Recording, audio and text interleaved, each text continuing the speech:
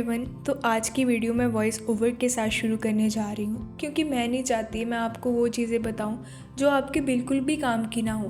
Like मैं इतने बजे उठी, मैंने आज ये खाया, मैंने ये कपड़े पहने, अभी मैं ये कर रही हूँ, वो कर रही हूँ। मैं आपको ऐसी चीज़ें बताऊँगी जो आपकी रियल लाइफ में आपको काम भी आए।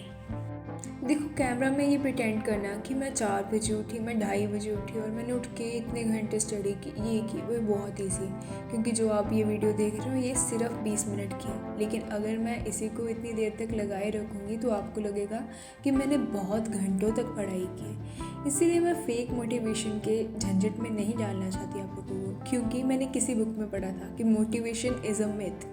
और हम एस्पिरेंट्स अक्सर यही गलती करते हैं, हम सर्च करते हैं कि motivational video for UPSC, motivational video for NEET, JEE etcetera etcetera.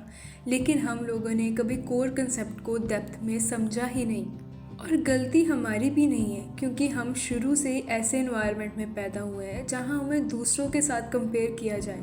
अगर स्कूल में हो तो टॉपर के साथ कंपेयर किया जाता था, अगर घर में हो तो अपने से बड़े भाई बहन जो किसी रिलेटिव के बच्चे के साथ जो हमसे बेटर हो।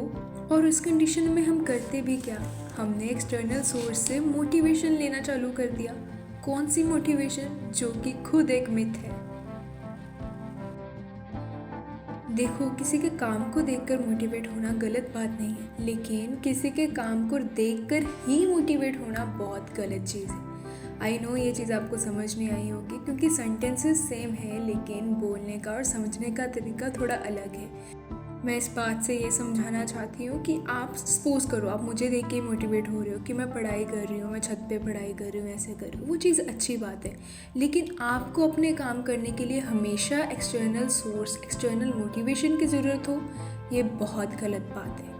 क्योंकि कुछ करके दिखाने की वो आदत, वो ज़िद आपके अंदर से होनी चाहिए, ना कि एक्सटर्नल सोर्सेज से। या मैं ये कहूँ कि मोटिवेशन की तो ज़रूरत ही नहीं है। ज़रूरत है तो कंसिस्टेंट रहने की, ज़रूरत है तो एक साथ एक धार के साथ चलने की, तभी आप किसी भी पत्थर को पार सकोगे। अभी से कंसिस्टेंट बनना सीखो, चाहे थोड़ा थोड़ा करो। आई डोंट से कि आप रोज़ 12-12 घंटे, 10-10 घंटे की स्टडी करो। मेरे हिसाब से चाहे आधा घंटा ही बैठो, चाहे 10 मिनट के लिए बैठो, पर अपनी स्टडी को ऐसे मत छोड़ो। और आपने वो कहावत तो सुनी होगी कि बूंद बूंद से सागर भरता है, तो बस फिर यही लॉजिक अपनी लाइफ में लगाओ ना।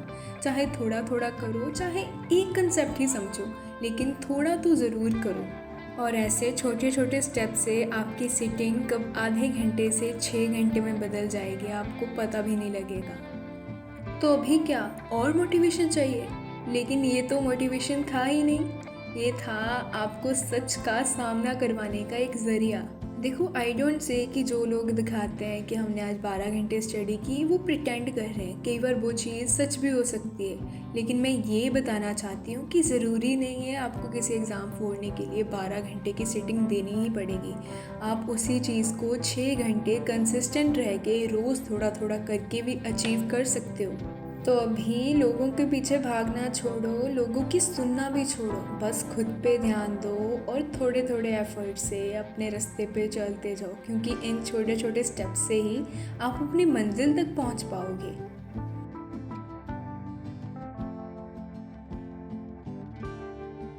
आई नो इस प्रेपरेशन के फेज़ में बहुत क्वेश्चंस आते हैं, बहुत सेल्फ डाउट होता है, लेकिन उन सब के लिए मैं हूँ ना।